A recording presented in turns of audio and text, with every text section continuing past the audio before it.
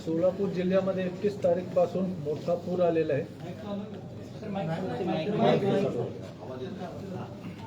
नमस्कार।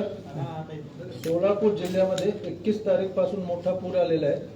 21, 22, 23 ला पूरची तीव्रता प्रचंड होती। धाराशिव आणि अहिल्यानगरमध्ये 20, 21, 19, 20, 21, 22 ला खूप मोठा पाऊस झालेला होता। सोलापूरमध्ये पण पाऊस झालेला होता। म्हणून सीना कोडेगाव बंधारा जे उस्मानाबाद जिल्ह्यामध्ये आहे, तसेच चांदणी आणि खासापुरी बंधारे हे तिघ बंधारेमधून सीना नदीमध्ये मोठ्या प्रमाणात विसर्ग सोडण्यात आला। विसर्गचा जो पीक होता तो 2,12,000 क्युसेक्स होता। आता तो कमी होऊन 60-70,000 क्युसेक्स पर्यंत आलेला आहे। 6 तालुके अफेक्टेड होते, बाधित होते। त्यामध्ये करमाळा, माढा, मोहोळ, उत्तर सोलापूर, दक्षिण सोलापूर आणि अक्कलकोट तालुके होते। हे तालुक्यांपैकी सर्वात जास्त जे नुकसान झाला, सर्वात जास्त जे बाधित होते ते करमाळा, मोहोळ आणि माढा होते। आणि त्यापैकी सुद्धा माढामध्ये सर्वात जास्त पूरची तीव्रता होती। एकूण 88 गावे बाधित झालेले होते। तालुकानिहाय माढामध्ये 21 गावे बाधित झालेले होते। करमाळामध्ये 11 गावे बाधित झालेले होते। मोहोळमध्ये 18 गावे अंशतः बाधित झालेले होते आणि 3 गावे पूर्णतः बाधित झालेले होते। अक्कलकोटमध्ये 6, अप्पर बंद्रुकमध्ये 21 आणि उत्तर सोलापूरमध्ये 8 गावे बाधित झालेले होते। गेल्या 5-6 दिवसात मोठ्या प्रमाणात बचाव कार्य करण्यात आले। सोलापूरमध्ये आमच्याकडे 9 बोटी आणि त्यांच्यासोबत जे बोटीच्या सोबत इक्विपमेंट आणि मॅन पॉवर वारीमध्ये आम्ही घेतल्यामुळे ते ऑलरेडी आमच्याकडे उपलब्ध होते।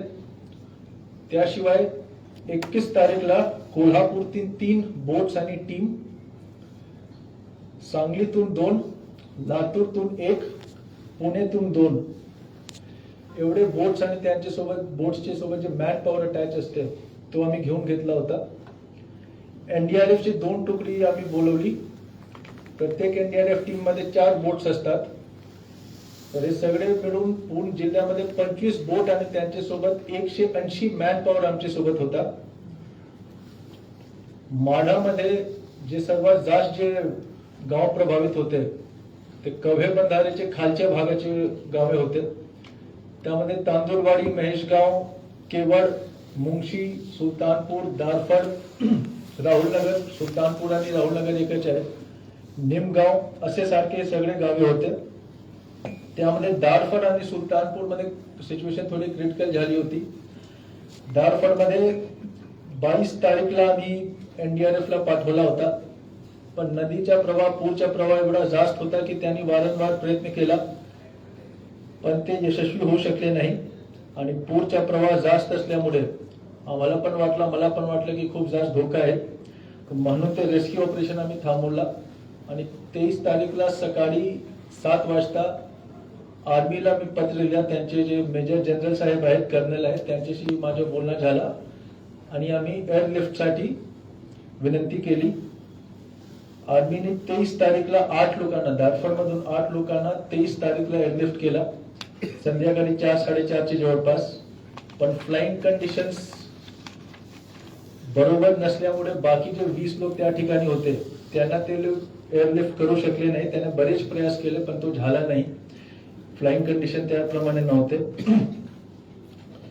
दारफडमध्ये जे 20 लोक अडकले होते त्यांना पुढच्या दिवस 24 तारीखला एनडीआरएफनी बोटीने त्यांना पण रेस्क्यू केला।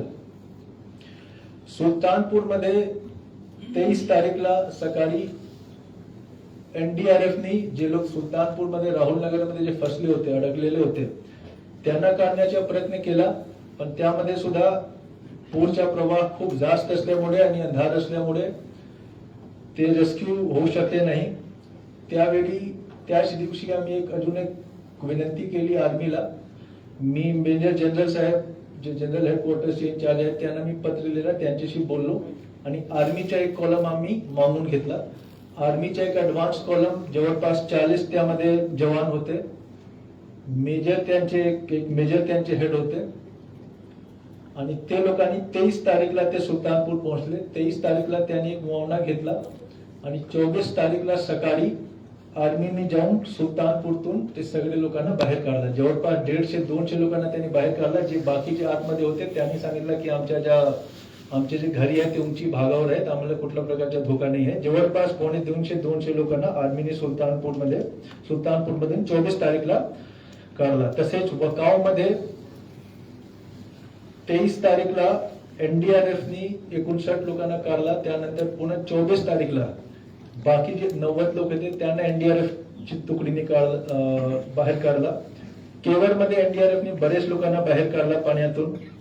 जसं मी सांगितलं, डारफरमध्ये 24 तारीखला त्यांनी बाकीचे शिल्लक 20 लोक होते त्यांना काढलं. तसेच शिंगेवाड, पापनस आणि मुंगशीमध्ये पण एनडीआरएफची 2 तुकडीने मिळून बरेच लोकांना पाण्यातून बाहेर काढला. 2 उदाहरण मी इथे देतो. केवळमध्ये एक व्यक्ती ते वारंवार त्यांना संधी देऊन त्यांना आम्ही सूचना देऊन की तुम्ही आता पाणी वाढत आहे, तुम्ही बाहेर या.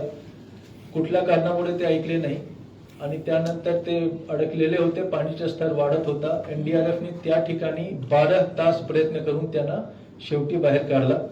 तसेच सीना कोडेगावमध्ये पण 2 व्यक्ती अडकलेले होते.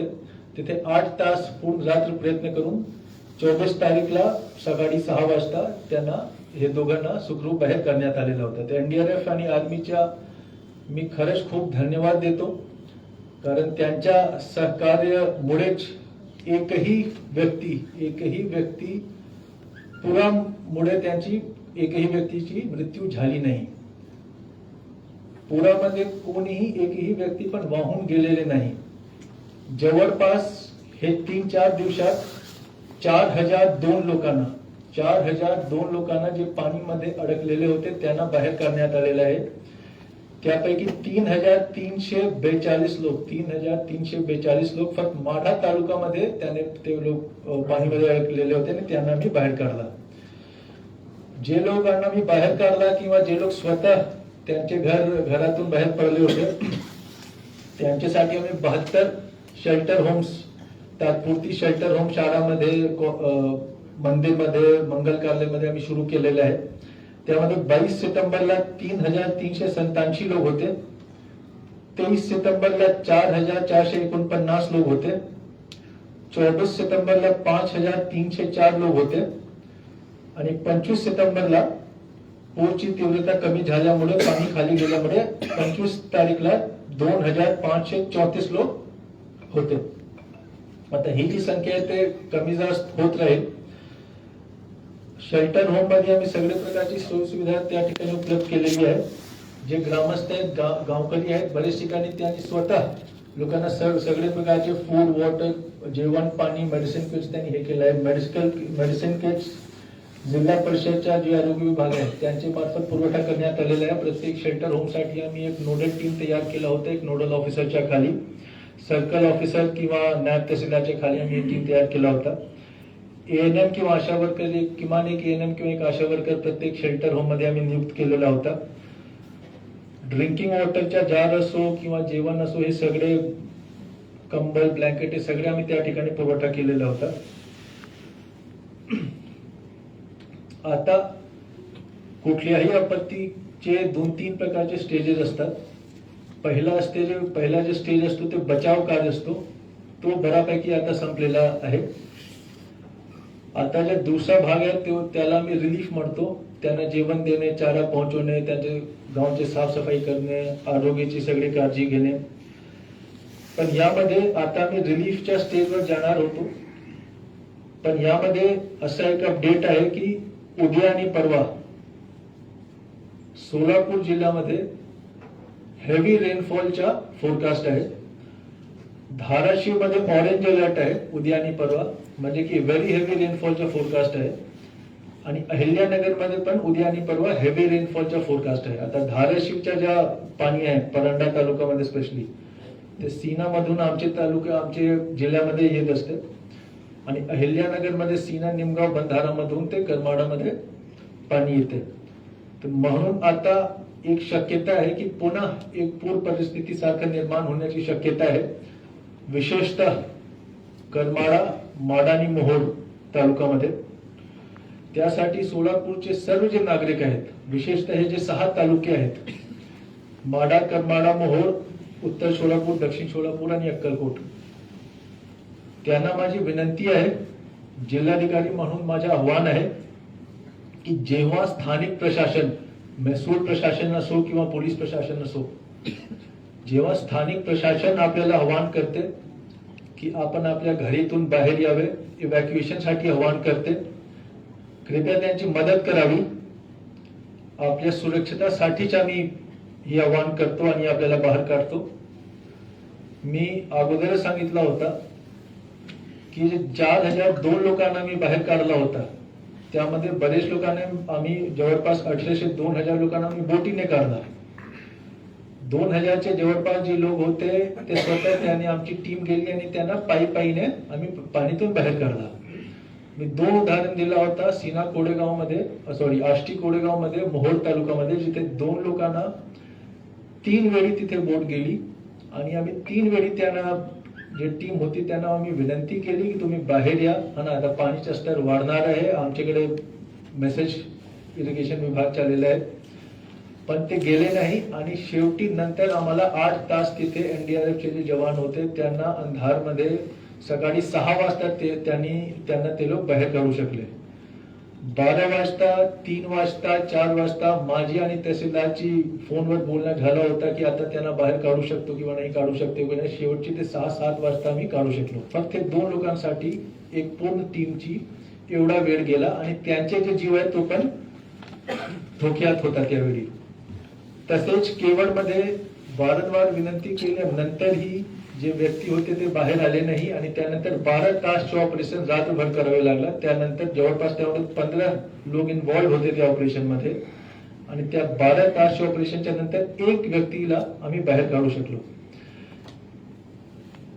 आमचे जे सोलापूरचे जे नागरिक आहेत, जे गावकरी आहेत, त्यांना जर धोका असेल तर माझी जी टीम आहे ते तहसीलदार असो किंवा प्रांत असो किंवा एनडीआरएफची टीम असो किंवा आमचे वेगवेगळे जिल्ह्यातूनचे, आमचे सोलापूर जिल्ह्याचे जे बोट आणि मॅनपॉवरची जी टीम असो, आम्ही नक्कीच वारंवार प्रयत्न करणार आणि तुम्हाला बाहेर काढणार. माझी एवढीच विनंती आहे की वारंवार ही वेळ येऊ देऊ नका.